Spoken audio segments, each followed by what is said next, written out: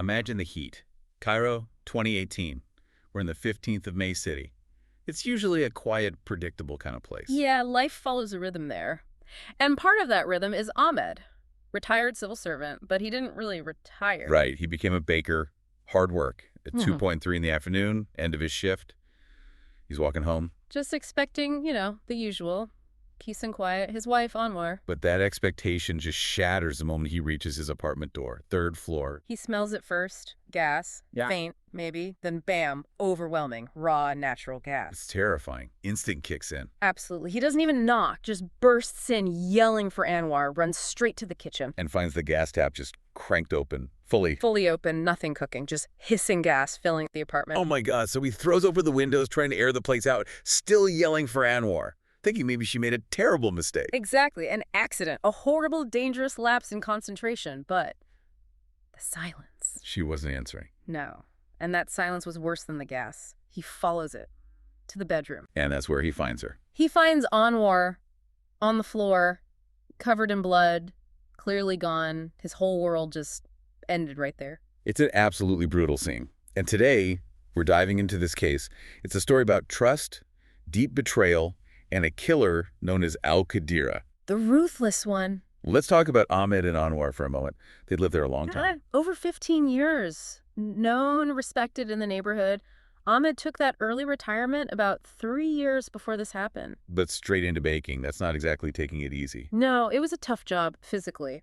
But he did it to keep them comfortable.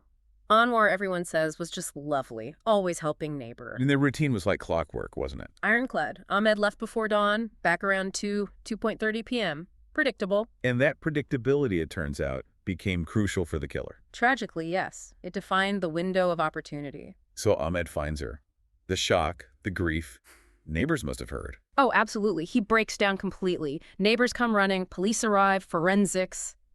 Chaos, but also, the immediate concern is Ahmed and dealing with all that gas. Right, the gas itself. Yeah. What did that tell investigators? Just cranking it open like that? It screams premeditation, cold calculation. This wasn't a panic move after the crime. It was part of the plan. Exactly. A deliberate attempt to destroy everything. Yeah. Evidence, the scene, maybe even cause an explosion to cover it all up. Huge risk. So Ahmed, stumbling in, opening the windows to clear the fumes, he actually saved the crime scene. Inadvertently, yes. He saved himself, saved the building, and preserved the evidence the killer wanted gone.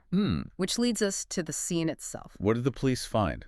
What were the first clues? Okay, first big thing. No forced entry. Doors, windows, all secure from the outside. Meaning Anwar let the killer in.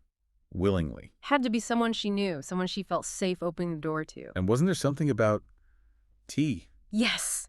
Really poignant detail. A tray in the living area. 2 cups of tea, freshly made. Anwar made them. Her fingerprints were on both cups. She prepared tea for her guest. But they never drank it. Nope. Untouched. Suggests hospitality was offered, maybe a brief moment of normalcy, and then violence erupted. Very quickly. And the violence itself, where did it happen?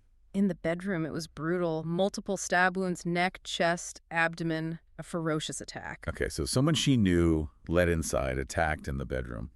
What about motive? Robbery. That was the immediate thought, yeah.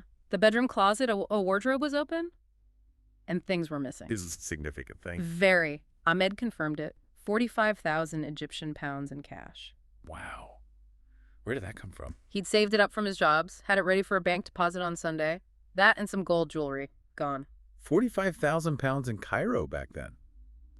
That's a lot of money for a family like theirs, isn't it? A substantial amount. Likely a huge chunk of their savings. Makes the motive feel very sharp, very focused. And was anything else disturbed? Apart from the closet. And that's the key point. No, just the closet. The killer didn't ransack the place. They knew exactly what they were looking for. And where it was. Precisely. Which points back, again, to someone with intimate knowledge of the household, their finances, their habits. Okay, so the police know it's likely someone known to Anwar. Motive seems to be robbery, targeted robbery. What forensic evidence tied it together? Amidst all the horror in that bedroom, they found one small, crucial thing. Almost missed, probably, with the gas fumes and everything. What was it? A single footprint in the blood. A footprint. Yeah. And analysis showed it belonged to a woman's shoe. Woman's shoe. Okay. Yeah. That narrows it down significantly. The killer was female. Yes. And she was in that room after the attack. Then there's the timing. Forensics put the time of death between 8:03 a.m. and 9:00 a.m. Right in that window after Ahmed left for work. Miles away at the bakery, and long before he was due back. Perfect timing, if you knew his routine. Did they have any initial suspects, Mm-hmm. besides the general idea of someone known? Well, they did look briefly at a neighbor upstairs. Apparently, there had been some recent arguments, some friction with Anwar.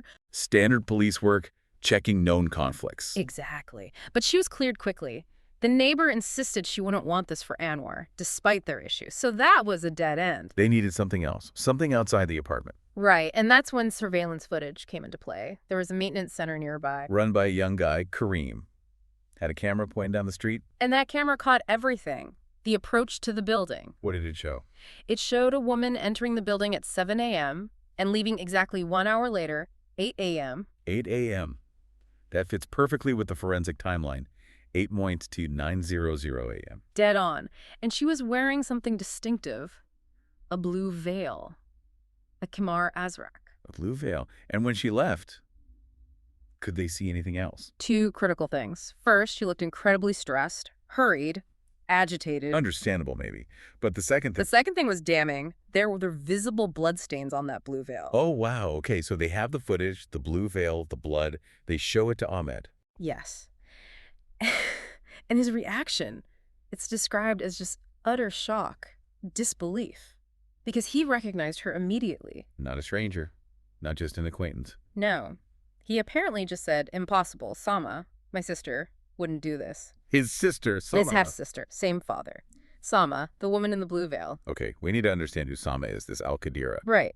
Samah was 45. She'd married young, but her husband had more or less abandoned her. She was raising their daughter alone. What's she like, publicly? Publicly, she cultivated this image, very devout, struggling financially but pious, always helping out where she could. Played on sympathy, it seems. But privately? Privately, especially known to close family, apparently, she was seen as deeply manipulative, self-serving, lacking contentment, or rida, as the term is used. Contentment. So it wasn't just poverty driving her. It seems the issue was deeper, a feeling of entitlement, maybe, that she deserved what others had, regardless of how she got it. And she used a powerful cultural value to get close. Which was? Silat al-Ram, the importance, the duty of maintaining kinship ties. Family bonds. She used that to get back into Ahmed's life. Right. After being estranged. For years, yes. But about 2.5 years before the murder, she reappears, wants to rebuild the relationship. Why then? Because she'd found out Ahmed was doing okay financially now, stable, and crucially, he and Anwar lived alone, an easier target. And Ahmed and Anwar just welcomed her back. With open arms, it sounds like. Hosted her for days at a time, gave her money, helped her out, especially with her daughter's wedding coming up. Oh, while she was planning this. Apparently. Taking their kindness, accepting their help, but all the while she was watching, learning their routines, figuring out where they kept their valuables, especially the gold. 2.5 years of this. Wow. So what was the final trigger? Thursday, the day before the murder. Samah was staying with them. Ahmed comes home with that 45,000 pounds. The cash for the bank deposit. Yeah. And he tells Anwar right there that he's putting it in the bedroom closet until Sunday. And Samah overheard this. Every word. And suddenly, the plan kicks into high gear. How did she set it up? With another manipulation. She suddenly claims her daughter needs her urgently down in Beni Suef, an emergency. Says she has to leave early Friday morning, not Saturday as planned. So she creates an excuse to leave early. Exactly. She even leaves the house with Ahmed before dawn on Friday. Walks with him partway, pretending she's heading straight for the bus station. But she didn't go to the bus station. No. This part is just chillingly calculated. She finds a tuk-tuk parked in a dark spot near the building, and she hides there. Hides. Waiting. Waiting for about 30 minutes, just to be absolutely sure Ahmed was gone. Off to the bakery, cleared the area. When she goes back. At 7 a.m.? Back to the apartment. And she wasn't empty-handed. She'd stolen a knife from their kitchen earlier, hidden it under her veil. That blue veil. And Anwar lets her back in. Anwar must have been surprised to see her back so soon. But Samah had another excuse ready. She felt sick, couldn't face the journey. Anwar, being Anwar, is kind, concerned, takes her in, goes to make that tea we mentioned earlier. The 2 cups of tea. Exactly. But before they can sit down, Anwar turns, maybe to get her phone from the bedroom. And Samah follows her. Follows her into the bedroom. and attacks her violently with the hidden knife. Just unbelievably brutal. After the attack, She goes straight to the closet, takes the cash, takes the gold, then walks to the kitchen, opens the gas tap. fully open, wipes down anything she might have touched, leaving no fingerprints on the tap itself. Then she leaves the apartment at 8 a.m., caught on camera. And then she actually travels to Beni Suef. Yes, then she makes the journey. But here's the final piece of deception, the lie that tripped her up. What was that? As soon as she gets to Beni Suef, much later, obviously, she calls Ahmed Yeah. to tell him she'd arrived safely at 7 a.m. that morning. But she left the apartment building at 8 a.m. The camera proved it. Exactly. She created a fake alibi, claiming she was hundreds of miles away during the murder time frame. But the camera footage showed her right there, leaving the scene after her claimed arrival time elsewhere. That contradiction must have been impossible to explain away. It was. When the police confronted her with the timeline, the footage showing her leaving at 8 a.m. versus her claim of arriving in Beni Suef at 7 a.m., she broke down. And confessed. Confessed to everything. The planning, the theft, the murder, the gas. I just can't imagine being Ahmed in that moment. Hearing his own sister, who he'd helped, who he'd welcomed back, admit to killing his wife for money. The betrayal is just staggering. And with the confession, the footprint, the surveillance video, the timeline inconsistencies, the evidence was overwhelming. What was the legal outcome? Samah, Al-Qadira, was convicted and sentenced to death. So when we look back at this whole horrifying story, what's the takeaway? The analysis seemed to focus on something specific about Samah. Yeah, it comes back to that idea of Rita, contentment. The point made was that financial hardship, while real, doesn't explain or justify this level of calculated violence and betrayal. The root issue was presented as her fundamental lack of contentment, her belief that she was owed what others had earned. She twisted the idea of kinship, of family duty, into a weapon. Completely inverted it, used the very thing meant to foster closeness and support as a cover for years of plotting and, ultimately, murder. It really makes you think. It does, and it leaves us with a pretty unsettling question for you listening right now. We saw how Samah could fake kinship, this really sacred bond, for 2.5 years, all while accepting kindness, hospitality, plotting. If that kind of fundamental relationship can be so convincingly faked, used as a mask by someone driven purely by self-interest, Then what other masks are out there? How many other Al-Qadira figures, people prioritizing their own gain above any sense of morality or connection, might be operating right under the surface of seemingly normal interactions? That's something to really ponder.